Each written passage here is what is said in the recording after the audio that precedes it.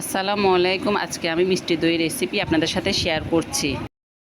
Cup চিনি নিয়েছি, এর মধ্যে একটু পানি দিয়ে ক্যারামেলটা তৈরি করে নিয়েছি। এর মধ্যে আমি 1 লিটার দুধ দিয়েছি, এর মধ্যে আমি 2 কাপ গুঁড়ো দুধ দিয়েছি, এর মধ্যে 1 কাপ চিনি দিয়েছি। এটা ভালো করে জাল হয়ে গেলে ঘনত্বটা যখন এরকম হবে, টেক্সচারটা দেখবেন আপনারা, তখন এটা আমি নামিয়ে নিব। এর মধ্যে কিন্তু আমি টক দইটা অ্যাড করব। যখন দেখব হাতটা দিলে সহ্য করার মতো, তখন কিন্তু আমি টক দইটা এর মধ্যে অ্যাড করে নিব। ভালো করে হ্যান্ড হুইক্স দিয়ে ভালো করে এটা আমি ফোমি ভাব নিয়ে আসবো।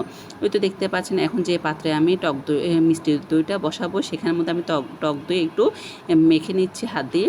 এরপর যখন হাতে সহ্য করার মতো যাবে, তখন আমি কিন্তু টক দইটা অ্যাড করে নিব।